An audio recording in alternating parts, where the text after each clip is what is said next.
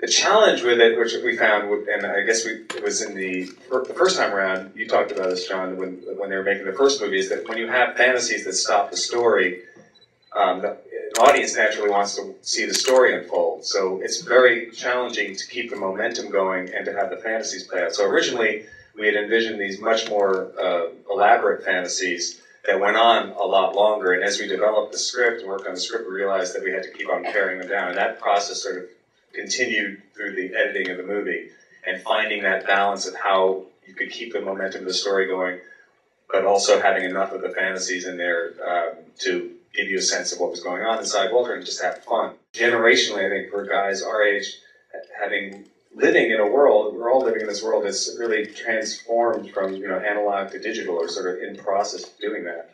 And what gets left behind with that, and I felt like that was a really important part of the whole telling of the story, is the idea of the permanence of the pictures and the real things, the actual tactile things, that's all going away. Now we don't buy CDs or albums, obviously, but we download things, and pictures are digital. And Walter's the guy who takes care of the actual physical objects, and he cares about that, and he cares about his co-workers and the process and all of that. And that was something that I think just gave it a context that was really, to me, was resonant, and worth thinking about today. And that was one of the things that Steve just did.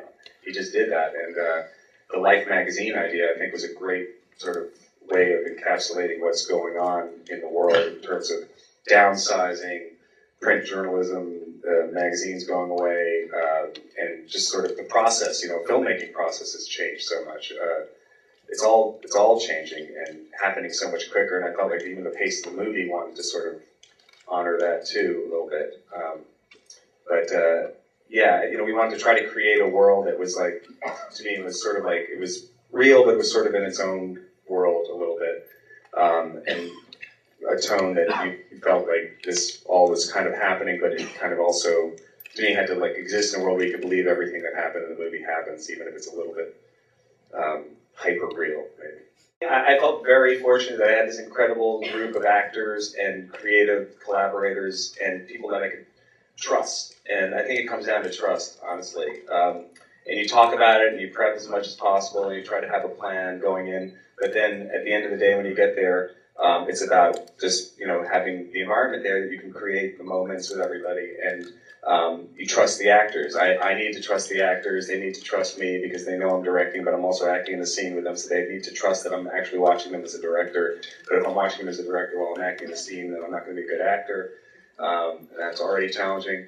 So it's it's just one of those things where you get into a rhythm and you figure out as you go along, and you were great, and all the actors were so great in supporting that process, and then you just hire really great talented people, because that really is a huge part of it. Just when you hire the right actor, they're going to bring so much to it. At one point, I had to do a shot in the water where the boat, there was a POV of the boat coming at me in the water, and so the camera was in the boat, so the boat had to go away to shoot the shot. So they dropped me in the water, and the boat went away. And I was just in the water in the North Sea, like with nobody around me, like 5-foot swells, and I had that moment like, okay, this is a movie, but this is also real life. There really could be a shark there.